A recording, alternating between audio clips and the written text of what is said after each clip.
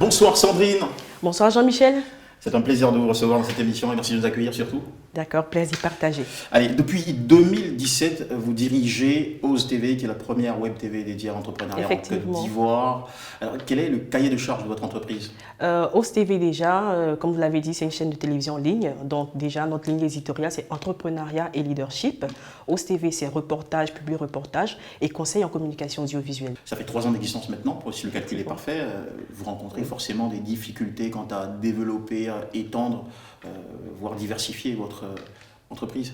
Oui, effectivement, les TPE, les toutes petites entreprises comme les grandes entreprises rencontrent forcément des difficultés.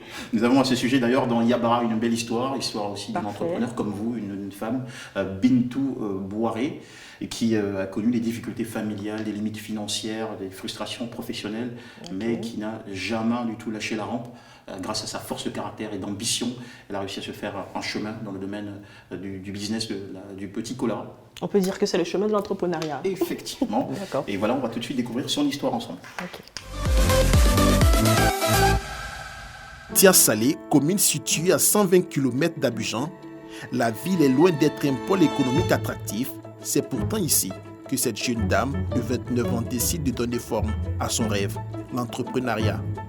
Bintou Bouaré s'est investie dans la transformation du Garcinia Cola et du Souché en jus, deux matières communément appelées petit cola et tchongon. La transformation de ces produits est une première dans cette localité de plus de 50 000 âmes. Une opportunité d'affaires qu'elle a conçue depuis 5 ans et portée, malgré les avis contraires. Quand j'étais en classe en année préparatoire BTS, il y a quelqu'un qui m'a dit qu'il allait me mettre en contact avec quelqu'un qui pouvait monter mes dossiers. Et quand je suis allée croiser le monsieur, il s'est mis à rire parce qu'il me voyait très petite. Toi, tu as ce genre de projet, si on te donne l'argent, c'est pour aller acheter mèches et tout. Je leur ai dit que non, que moi, c'est vrai que je suis petite, mais j'ai la tête sur les épaules. Et bon, ils ont banalisé. Donc, une fois, on était à l'esplanade de la mairie de Tia Salé. Et il y avait les directeurs de l'agence emploi jeune qui étaient là. Quand ils ont fini, ils ont demandé s'il y a des questions. Donc, j'ai pris la parole et j'ai dit que moi, j'ai un projet. Mon projet consiste à transformer le petit cola en jus et le tchongon en lait. Donc, quand j'ai fini de m'exprimer, ils ont commencé à applaudir. Ils ont dit que c'est un projet qu'on ne voit pas comme ça. Donc, eux, ils vont m'aider à réaliser ce projet-là. Le financement de l'agence emploi jeune à hauteur d'1 million de francs CFA acquis, Bintou sort de l'informel, crée son entreprise, s'achète une machine de broyage et depuis, son business connaît un vrai boom dans la région. Une fois par mois, sur sa moto, Bintou parcourt près de 30 km en direction de Hermankono, localité située sur l'axe Tia Salé-Divo, pour s'approvisionner en matières premières. Ça. Oui, il faut donner les 2 bassins. Moi, je suis ta meilleure cliente qui jusqu'à Tia Salé pour venir. Quand il vient, tu peux pas faire prix spécial. Non, c'est vrai. Non, toi, tu es un jeune client, donc à cause de ça, j'ai diminué. Non, faut diminuer un peu. Elle met un point d'honneur sur le choix de ses intrants. On consomme, ça rentre dans le ventre. Donc, tu ne vas pas acheter un truc périmé ou bien un truc qui n'est pas de bonne qualité pour donner à tes clients.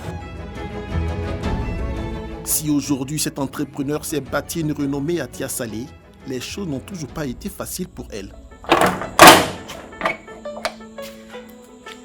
Avant de construire ce bâtiment-là, tout a commencé là. Après un post sur le Facebook, j'ai eu un recruteur à Tia Salé qui m'a demandé de venir travailler en tant que comptable dans sa société de café cacao. J'ai décidé de quitter Abidjan pour venir à Tia Salé m'installer, vu que je voulais quitter les parents. On a commencé à travailler pendant 5 à 6 mois. Et ça n'allait pas dans la société. C'est ainsi que j'ai décidé de me chercher, aller faire moi-même mes activités. Donc comme ça, j'ai demandé au propriétaire de la société s'il pouvait me donner un espace juste à côté de sa maison Et il m'a accordé la terre. J'ai déposé un conteneur pour commencer mon activité. Dans ses débuts, entre difficultés et échecs, comme chez la plupart des néo-entrepreneurs, Bintou a bénéficié du soutien, de bonne volonté, dont le premier magistrat de sa commune d'accueil. Ça va. C'est votre projet? Ça avance. D'accord. Vous allez trouver tout le monde. J'ai fait une nouvelle boutique à la nouvelle rue là. D'accord. Et comment ça se comporte? Bon, ça sort bien. C'est au cours d'une cérémonie que je l'ai écouté parler, elle posait des questions à des gens de l'emploi jeune. Et puis je l'ai détecté, j'ai dit, celle-là, si on l'appuie, elle peut aller loin. Les jeunes ne peuvent absolument rien faire s'ils n'ont pas une oreille attentive, s'ils n'ont pas par derrière eux une autorité qui est capable de les remotiver quand ils sont en train de perdre pied.